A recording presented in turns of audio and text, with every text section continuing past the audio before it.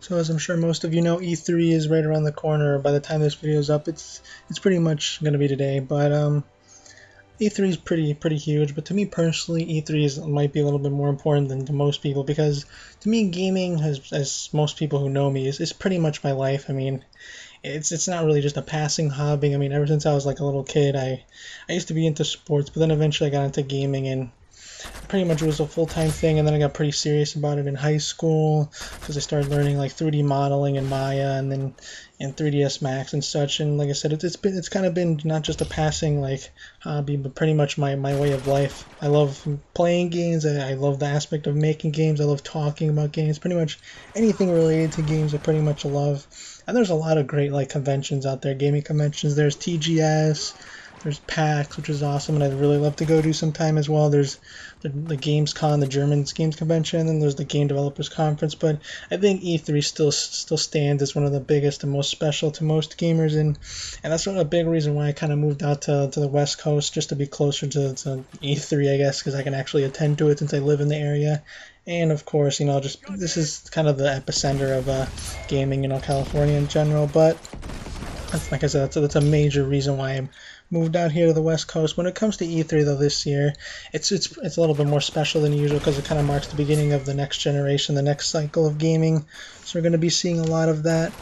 But I mean, I think one thing I want to point out is like I know a lot of people have been giving the Xbox One a lot of slack for like some of the information that's coming out, but I think if people should at least give them some credit, they've actually been saying stuff. I mean, after Sony's little press conference, they talked about like the specs, but they didn't really show the console, and they didn't really talk about like DRM or used games or any of those policies either. So I mean, truth be told, they could be just as bad as of Xbox One. We just don't know. And hopefully get more details on the PS4 in this press conference so we can get more clarity on like what exactly the polish is going to be for the PS4. Can we like buy used games? Can we share them with our friends? A lot of things, a lot of questions have been raised ever since details about the Xbox One have been kind of slowly dripping out. But at the very least, they've been like pretty straightforward, actually telling us, whereas the PS4 after the reveal and showing off games and saying, oh, these are our specs, we're really focusing on the games.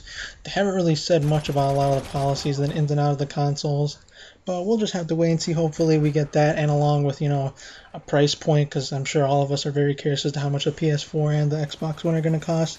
But to me personally, E3 is all about the games, and I mean, this year it's a little bit about the consoles as well, but to me, ultimately, it's the games that sell me the consoles. And I know there's a lot of games confirmed that I'm looking forward to, and I'll talk about those in a bit. But I think me personally, what I'm most excited about is seeing the surprises. I really want to see like stuff that I didn't even know was going to be there. I really want to be surprised. I think that's the most interesting thing about E3 is seeing what we didn't really know was going to be there. And with this day and age in media and like gaming, like we know just about everything that comes out. Like news is steady streaming, it's very consistent, but I think I always welcome surprises, especially when it comes to games, and hopefully good surprises. And I can't wait to get my dirty little spick hands on all the games on the show floor. But I mean, I'll start talking about some of the confirmed games that I'm kind of looking forward to. I mean, Assassin's Creed 4. I mean, I kind of didn't really like Assassin's Creed 3 that much. I mean, to me personally, Assassin's Creed 2 was awesome. Brotherhood was the best in my opinion. Revelations was eh. And Assassin's Creed 3 was kind of eh too. I think the most reason I'm honestly excited for Assassin's Creed 4 is the fact they're pirates, and I don't know, I kind of like pirates or something. Everyone likes pirates, everyone likes ninjas, and I don't know, I kind of look forward to being on the sea, killing some whales. Hopefully PETA doesn't catch me on that one, but I don't know, the concept of pirates and stuff is pretty cool, and we'll see how that turns out. So I'm kind of excited for AC4, but not really holding my breath.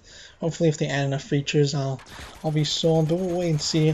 Batman Arkham Origins, I'm definitely super excited. I kind of was late into Batman Arkham Asylum and Arkham City, but after I played those games, I pretty much loved Batman. Initially, I didn't really care about the Batman games because when I played the demo of Asylum, I felt like the combat was kind of too easy, kind of boring. But everything else about Batman is pretty much top tier and excellent, from the production values to like other mechanics, and Predator mode is pretty sick. It does an excellent job of, I don't know, emulating being an invisible predator, making you really feel like Batman. But I mean, I'm super excited for Arkham Origins. Hopefully we get to see some more gameplay. Maybe we get to see some of that multiplayer, if it's competitive, if it's co-op. We'll wait and see, but I'm definitely looking forward to seeing more of Batman Arkham Origins.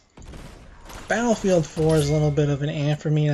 I really hope Battlefield 4 comes true to form, because to me, Battlefield 3, I know a lot of people love Battlefield 3, but to me, Battlefield 3 really wasn't the Battlefield I thought. I mean, Battlefield 2 and Battlefield 1942 were some of the best times I had on the PC, and I really felt like Battlefield 3 was really kind of trying to be a little bit too much like COD, from the smaller maps to like even the lower health. And those who play Battlefield 2 and Battlefield like 1942, they would know the health is a little bit higher. And I know a lot of people, I don't know, like Twitch shooters, and honestly, when it comes to gamers, I think every gamer would say the same response. They want them to like never die, and they want like all their opponents they shoot to die in like one bullet, ridiculous crap like that. But truthfully, I do feel like Battlefield 3, with the lower health and the smaller scale maps and the lack of vehicular combat, definitely hindered my enjoyment of Battlefield 3. And hopefully Battlefield 4 brings that epic scale and vehicle-focused combat back. We'll just have to wait and see. Honestly, when it comes to Battlefield, I'm most interested about the multiplayer. I really couldn't care less about what happens in the single player, truth be told. And when it comes to multiplayer, of course, Call of Duty Ghost is going to be there. Some of you may have seen the Call of Duty Ghost Pre-E3 show that was today or yesterday, whatever. But we got to see some gameplay, some underwater gameplay. We got to see us controlling the Call of Duty dog, which has been confirmed to be called Riley, which honestly, I think the dog is the most interesting thing about Call of Duty Ghost. I don't really care much about anything else. I'm not really sure if having a cute little dog companion is going to sell me to buy Call of Duty Ghost, but I don't know, I do like animals. I think that's why I like Call of Duty Ghost even the slightest bit, because of the dog. We'll just have to wait and see. But I'm not particularly caring about Call of Duty. Castlevania Lords of Shadow 2, I really wasn't really into the first Lords of Shadow. I mean, it just seemed kind of eh. But I've always loved the Castlevania series, and I really wanted Castlevania Lords of Shadow to work. But Castlevania Lords of Shadow 2, at least from what I saw at the Konami Pre-E3 show, the trailer looked phenomenal. And I think it'll be really interesting to see Konami really tell the tale of Dracula and stuff. I'm sorry, not Konami, Mercury Stream, I think that's what the guys are behind it. It definitely looks really exciting. The trailer was phenomenal. Hopefully they do an excellent job with Lords of Shadow 2. If you haven't seen the Castlevania Lords of Shadow 2 trailer, definitely check that out, and I'm really excited to be seeing more of that game in the future. Dark Souls 2, I love Demon Souls and I love Dark Souls, but Dark Souls 2, there seems to be a little bit confliction with the direction of the game, if it's going to be easier, or what's going on, but regardless, I'm still very excited for Dark Souls 2. I can't wait to see more of it. Hopefully it still is the same old Dark Souls, Demon Souls that we all know and love, but it's very special. It's very near and dear to me and a lot of gamers, and I'm very excited to see more of Dark Souls 2. Dying Light is something that recently was revealed by game trailers or Spike, whatever, and it looked pretty interesting. It's the guys who brought us Dead Island. It's another zombie-looking game, but like you have survivors, and I think like I saw in the little CG trailer, I saw the survivors like fighting amongst themselves, so I'm not really sure what's going on there, but it seems a little bit interesting. I think there might be a little bit milking a little bit too hard the whole zombie craze that's going on right now. I mean, we all love zombies, we love shooting zombies, everything, but I don't know, another zombie game from the guys that brought us Dead Island, like already? I don't really know. And I hear Left 4 Dead 3 might be coming out. I don't really know. We'll have to wait and see, but I think it's safe to say zombies are going to be pretty prevalent in gaming and the media in general. But on to the next topic, which is Square Enix bringing their next Final Fantasy. Final Fantasy 13, Final Fantasy 13 this generation was kind of eh. I don't really know. It was alright. And then Final Fantasy 13 Lightning Returns or whatever, I don't know. But and then there's a whole debacle with Final Fantasy 13 Versus, which is truthfully the only Final Fantasy that looked really awesome among most Final Fantasy fans, including myself. But hopefully we get to see a new Final Fantasy. Maybe Final Fantasy Versus is the next Final Fantasy. We'll just have to wait and see, but I'm definitely looking forward to seeing some Final Fantasy news, some clarity. And then, of course, Gran Turismo 6, which I really love Gran Turismo. I love that realistic racing sim. It's phenomenal, regardless of what people thought of Gran Turismo 5. Honestly, I just like it because I get to drive cars that I'll probably never get to drive myself. But I've been hearing stuff about it being on the PS3 and the PS4, maybe just on the PS3. We'll just have to wait and see. But hopefully we get some more news on Gran Turismo 6. It's confirmed to be there. Infamous Second Son, I'm definitely excited. I loved Infamous 1. I loved Infamous 2 even more than Infamous 1. So, Infamous Second Son, hopefully it can't really go wrong. But definitely looking forward to seeing more of Infamous Second Son. It looks phenomenal. Well, the CG trailer looks pretty cool. Killzone Shadowfall. I mean, after Killzone 3, I wasn't really feeling Killzone 3. The multiplayer, anyway. The single player was right, I guess. It was fun. I liked it. But the multiplayer was really the drawing point to me. Killzone 2, to me, is still arguably the best multiplayer on the PS3. That and Uncharted 2, probably, in my opinion. But, I mean, we'll just have to wait and see. Killzone Shadowfall, I really want to see that multiplayer. I don't know if we're going to be seeing more single player. But, I mean, I'm a little hesitantly excited about Killzone Shadowfall. We'll just have to wait and see. Metal Gear Solid 5, Phantom Pain, Metal Gear Solid Ground Zeroes. I don't really know if they're two separate games. Hideo's being a little funny about that, but needless to say, I'm super psyched for anything Metal Gear. I'm a huge Metal Gear fan, and I'm definitely looking forward to seeing more of Ground Zeroes, Phantom Pain, whatever it is. Just Metal Gear, I'm definitely looking forward to seeing more of that this year 3. And when it comes to Nintendo, I love Nintendo. For those who know, I was a pretty big Nintendo fan. I still kind of am, even though I don't have a Wii U, because no offense, they're really just hard games. But I mean, they've been promising a new 3D Mario. I mean, Super Mario Galaxy 1 and 2 have the highest Metacritics, and truthfully, they are very excellent games. I mean, maybe they're not your type of game, but I love Super Mario Galaxy 1 and 2. I don't know if we're going to see Galaxy 3, if we're going to see totally new direction for the 3D Marios, but I'm definitely excited for the next Mario, like real Mario. And I'm definitely looking forward to Mario Kart. Hopefully it's I don't know, good, more of the same. I don't really know. But I always look forward to Mario Kart. Mario Kart's always incredibly fun. And I actually looked over. Apparently there's been a confirmed about like Zelda HD, and no, not Wind Waker Zelda HD, like the new Zelda HD. I'm not really sure what that means, but it's been confirmed. We'll just have to wait and see. Maybe we'll finally get our first look at the next Zelda, not the remake of Wind Waker, which I'm still looking forward to because I love the Wind Waker. I love the art style, I love the cell shading. I know a lot of people didn't really like it. They didn't like the visual, maybe they didn't like how easy it was. I still love Wind Waker. I felt it was pretty unique, but I'm definitely looking forward to seeing an entirely new Zelda. Hopefully that's what that like confirmation on the list was. But I mean, when it comes to the most thing I'm excited for, when it comes to Nintendo, it has to be Super Smash. I love Super Smash Bros. Melee. I was pretty competitive in Smash Bros. And I'm definitely looking forward to seeing what the next Smash Bros. Holds, if it's balanced, because to be honest, Brawl was terrible, honestly. I mean, it's not bad, it's still fun, but it wasn't really competitively balanced. It was kind of gimmicky, so I'm hoping the next Super Smash Bros. Is the second coming of Melee, as some people joke, but definitely looking forward to Super Smash. I'm definitely curious as to what Retro's working on. There have been some talk about, like, Retro, if they're going to be bringing anything, whether it be Metroid or something entirely different, but the guys at Retro Studio are incredibly talented. I'm definitely eager to see what exactly they bring to E3, if they show up at all. I'm not really sure. It hasn't really been said if they're showing or not.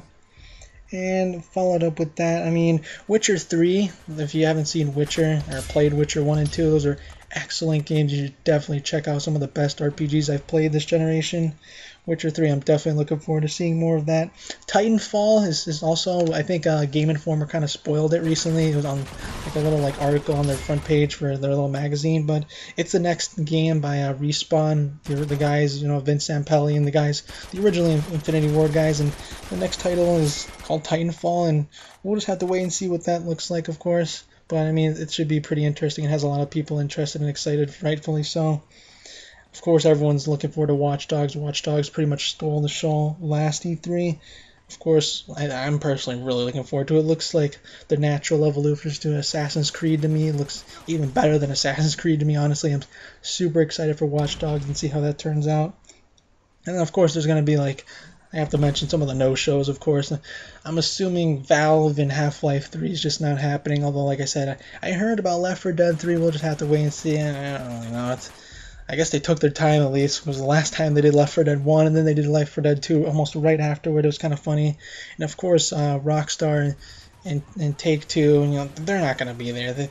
I guess they think they're too good for E3 or something. I don't really know. They're just not going to be there. And, of course, the guys who did Borderlands apparently aren't going to really be there.